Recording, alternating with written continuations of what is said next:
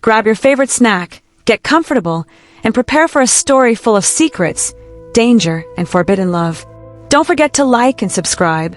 Now let's begin. The moon hung high above the city, bright enough to paint every rooftop in silver, yet kind enough to leave the streets below wrapped in shadows. That was exactly how I liked it. The darkness hid my face. The darkness hid my name. The darkness let me become someone else. I crouched on the edge of a tall rooftop, my black hood pulled low over my raven mask. My leather gloves gripped the cold stone as I looked down at the grand mansion below. Golden light spilled from its windows, while laughter floated into the night. Lord Edmund Harrow was celebrating another successful business deal. The people called him generous. The poor called him a monster. He had stolen farms from widows who couldn't pay impossible taxes. Children had gone hungry, while his wine cellar grew fuller every year. Worse still, he kept careful records of every bribe he paid to judges and city officials. Tonight, those records would disappear. I adjusted the leather straps around my wrists before touching the silver hilt of my sword. "Time to work," I whispered. With one smooth jump, I crossed the narrow gap between the rooftops. My boots landed without making a sound. Another jump. Another. The mansion wall rose before me. Tall. Smooth. Impossible for most people. Not for me. I pulled a small metal hook from beneath my cloak and swung it upward. It caught the edge of the roof with a soft click. I tugged once. Strong enough. I climbed quickly, my fingers and boots finding tiny cracks in the stone. The cool night air brushed against my face as I reached the top. Below me stretched a beautiful garden filled with marble statues and glowing lanterns. Beautiful, bought with stolen money. I dropped silently into the shadows behind a tall hedge. Voices drifted from the ballroom. Music followed. Everyone important was busy dancing. Perfect. Keeping low, I hurried toward a side entrance. 2 guards stood outside the door. One yawned. The other leaned lazily against the wall. Neither of them expected danger tonight.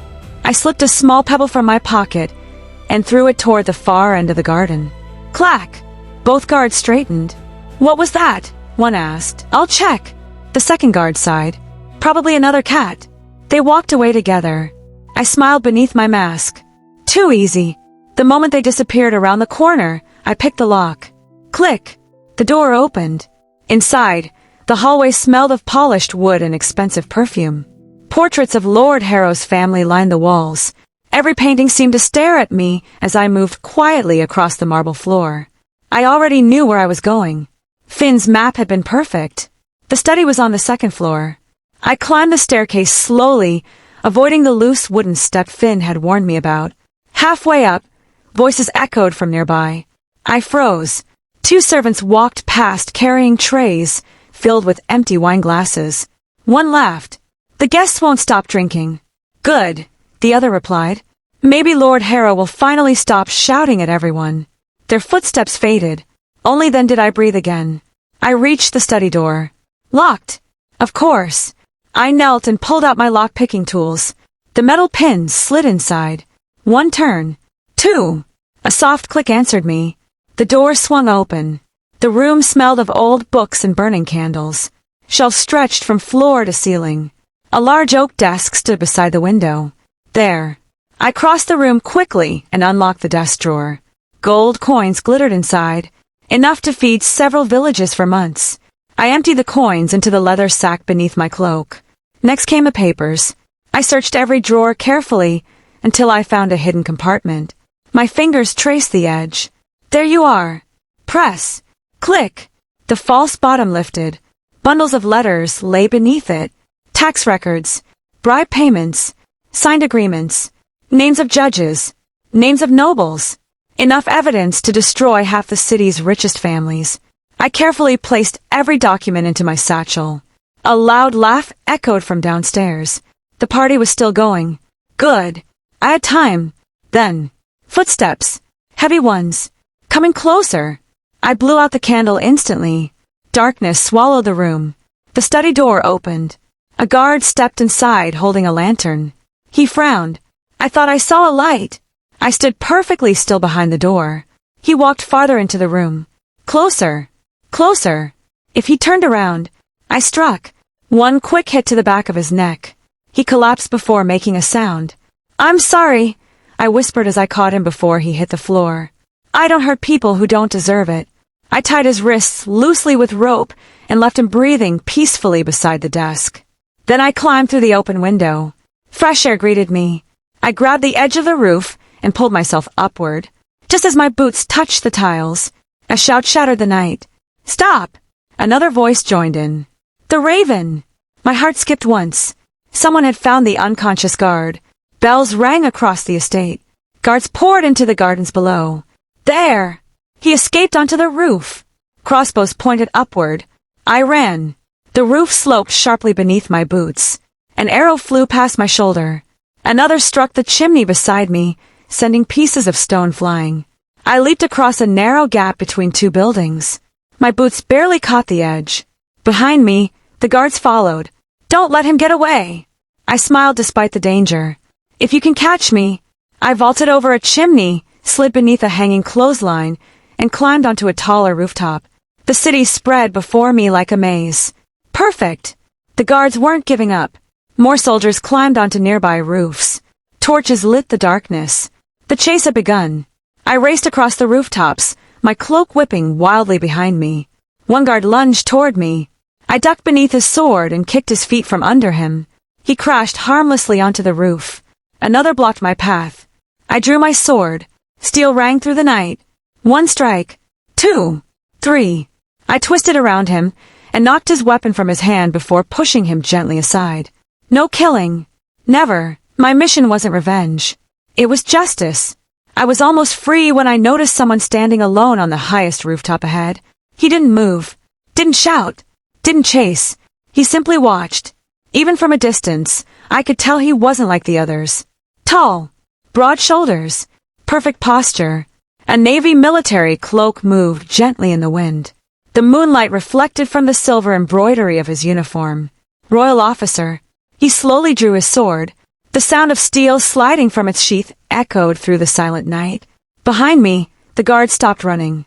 One of them called out, "Commander Draven." So, this was Kael Draven, the kingdom's greatest investigator. I had heard stories. People said no criminal had ever escaped him. I tightened my grip on my sword, so they finally sent their best. His steel-gray eyes studied me calmly through my raven mask. "You've caused quite a disturbance," he said, his voice deep and steady. "And you've arrived rather late," I replied. The corner of his mouth almost moved. "Almost. I've been watching.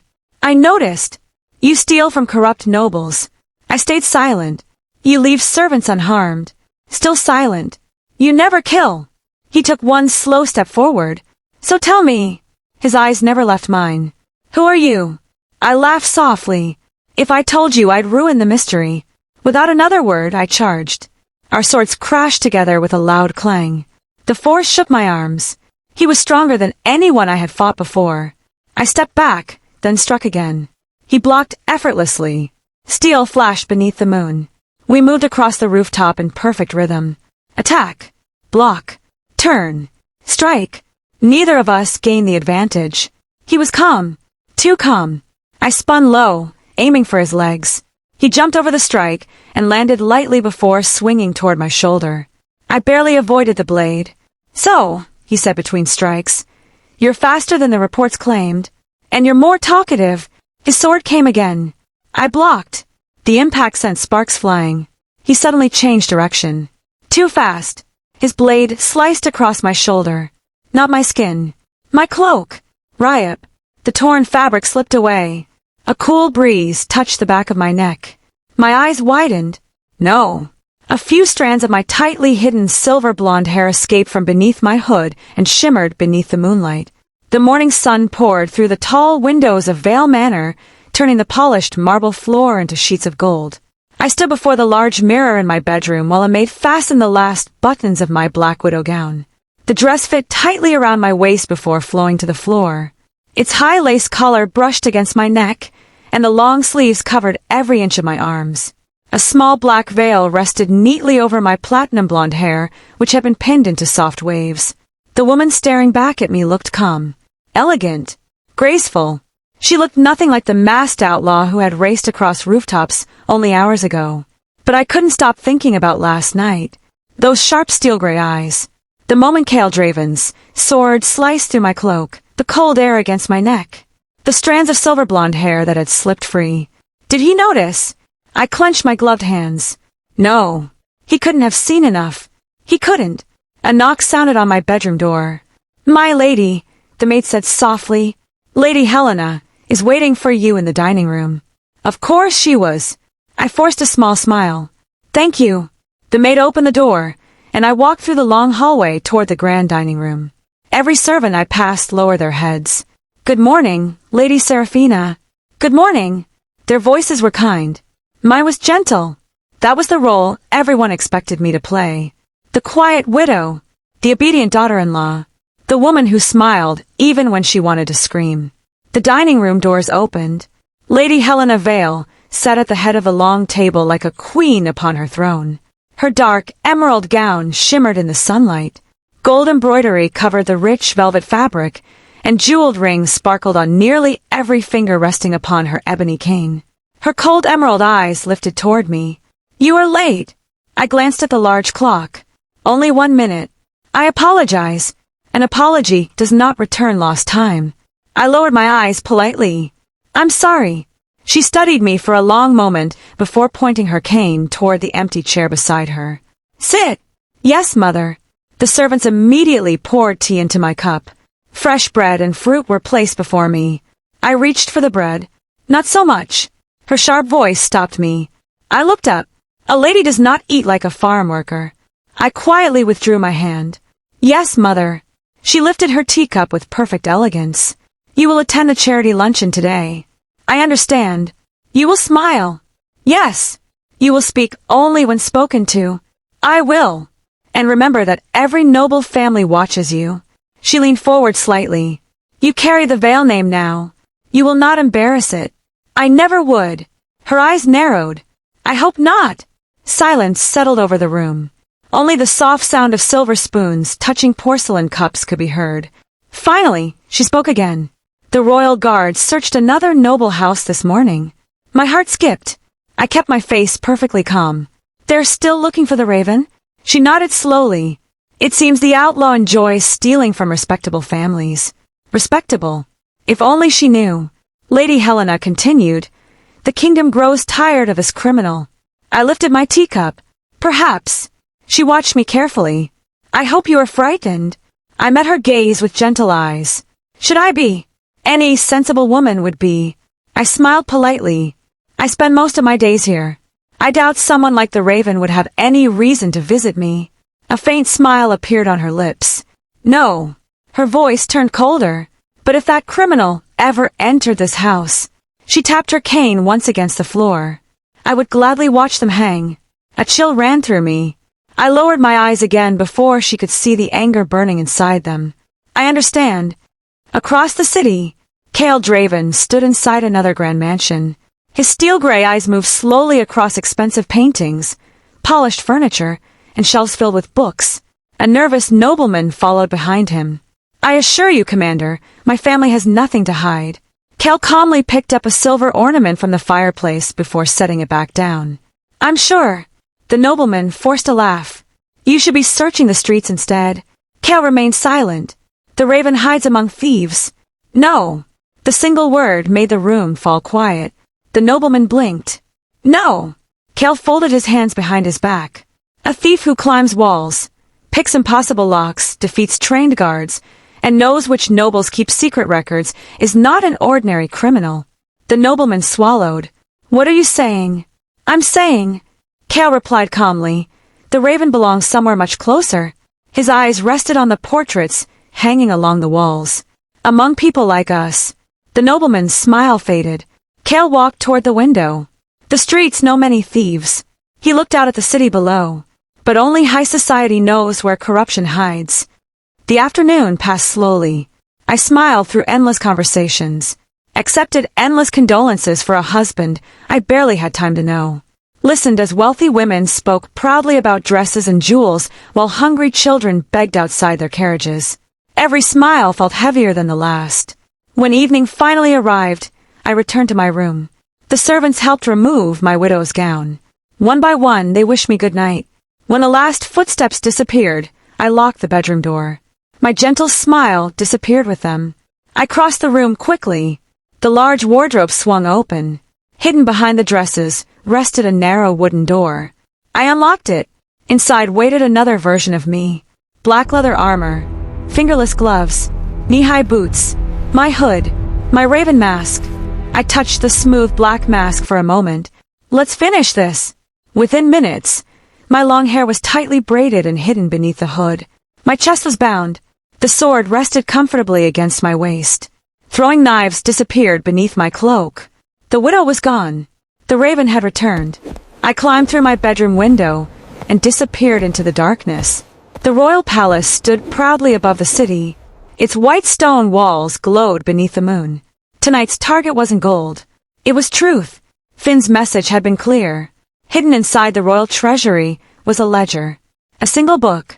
Inside it were years of secret payments linking powerful nobles, judges, merchants, and even members of the royal court. If that ledger reached the people, everything would change. I slipped through the palace gardens, keeping close to the hedges. 2 guards passed only a few feet away. I waited. Their footsteps faded. Then I moved again. The treasury entrance was hidden beneath the eastern tower. A heavy iron door blocked my way. I knelt. The lock was unlike anything I had seen before. 3 separate keyholes. Complicated. I smiled. A challenge. My lock-picking tools slid into place.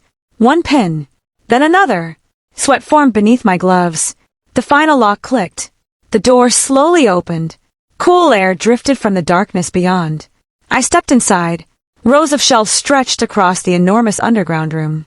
Gold bars, jewels, ancient scrolls, locked chests. Enough wealth to feed the kingdom for years. Yet people still starved. I quietly searched each shelf. Come on. My eyes moved across faded labels. Taxes, military, trade, then royal accounts. I hurried over. Several thick ledgers rested on the shelf. I opened the first. Nothing. The second. Nothing. The third. My heartbeat quickened. Names. Payments. Bribes. Secret signatures. This was it. I carefully slipped the ledger into my satchel. You found it.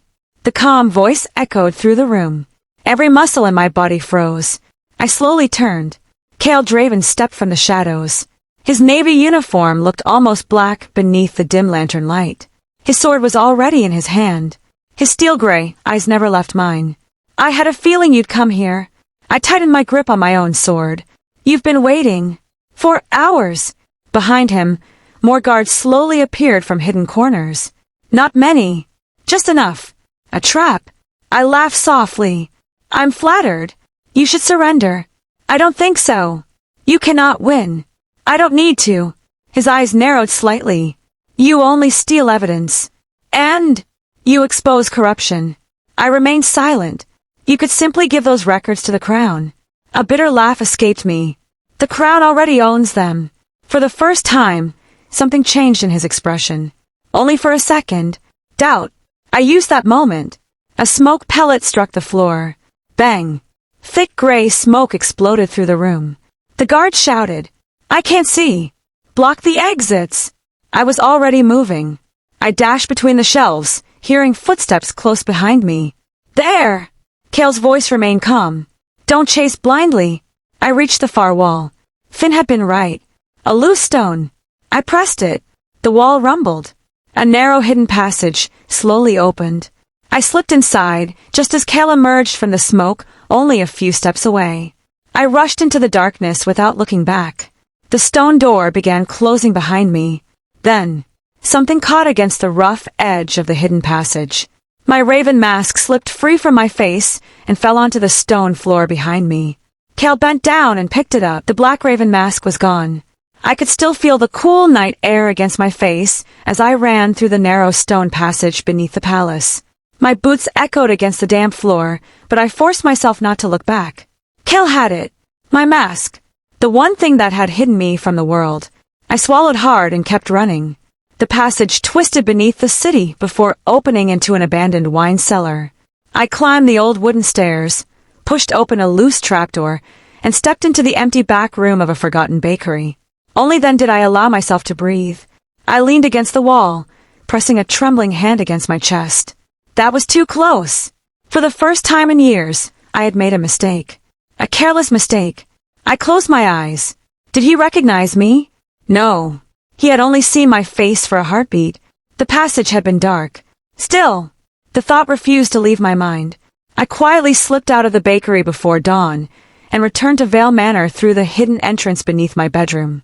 After changing into my black widow's gown, I washed the dirt from my hands and stared into the mirror. The woman looking back at me seemed calm. Inside, I was anything but. A soft knock came at my door. "My lady," a maid called. "Commander Kael Draven has arrived." My stomach tightened. "So early?" "Yes, my lady. I'll be there." The maid walked away. I took one deep breath before leaving my room. The drawing room was already prepared. Lady Helena sat proudly in her favorite chair, her jeweled cane resting across her lap. Across from her stood Kael Draven. His navy blue uniform looked perfect as always. His expression gave nothing away. The moment I entered, his steel-gray eyes lifted to meet mine. Just for a second. Then he bowed politely. "Lady Seraphina." I returned the gesture. "Commander." Lady Helena smiled. "Commander Draven is investigating the palace robbery." "I heard," I replied gently. Kael reached into the leather pouch at his belt. "I came to ask a few questions." "Of course." He placed something on the table between us. My heart almost stopped. The raven mask. My raven mask. The polished black surface reflected the morning light. Lady Helena frowned. "So this belongs to the criminal?" Kael nodded once. "It was left behind during the escape." I forced myself to keep breathing.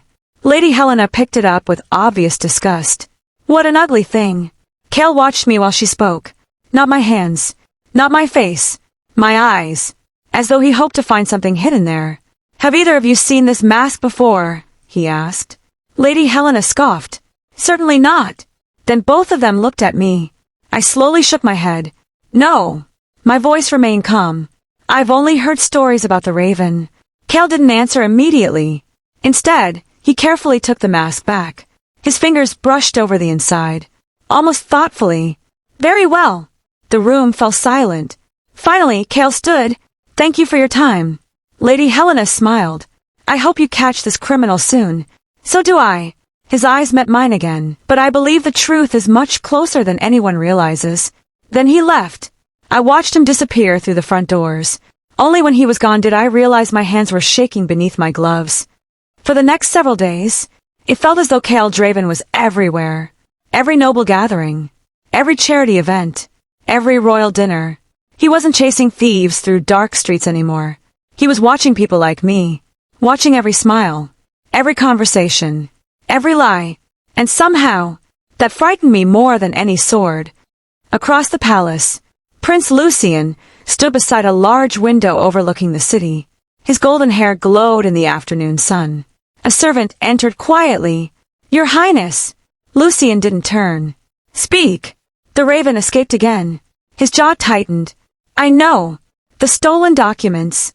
Lucien slowly faced him. His charming smile had disappeared. "If those papers become public." He walked toward his desk. "Half this kingdom will burn." He opened a locked drawer. Inside rested several bags filled with gold coins. Lucien pushed them across the table. "Find the Black Fong." The servant hesitated. "The assassins." "Yes. They're expensive." Lucien smiled coldly. "I can always earn more gold." He leaned closer. "But I only get one chance to silence the raven." 3 nights later, rain fell over the city. The streets glistened beneath the lanterns. I wore a dark cloak over my widow's gown as I returned from visiting the orphanage. The children had laughed today. For a little while, I had forgotten everything else. My carriage had broken a wheel near the old market. "I'll walk," I had told the driver. "It's not far." Now I hurried along the nearly empty street. Rain soaked my veil. Thunder rolled overhead. Then, a strange feeling settled in my chest. Someone was watching me. I slowed my steps. The street was empty.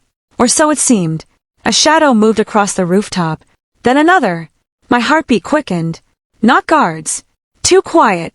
Too fast. Assassins. One dropped silently into the alley ahead. Another landed behind me. A third stepped from the darkness beside the street. Their faces were covered, their swords already drawn. The leader pointed toward me. There she is. Confusion flashed through me. Me. Had they recognized me? No. Impossible. One of them grinned. The widow saw too much. So that was it. They believed I had witnessed something. Or perhaps, they simply wanted to remove anyone connected to the investigation. Either way, I couldn't reveal myself here. Not as the Raven. I slowly stepped backward. You have the wrong person. The leader laughed. Maybe. His sword lifted. But dead women tell no stories. He lunged. I barely avoided the blade.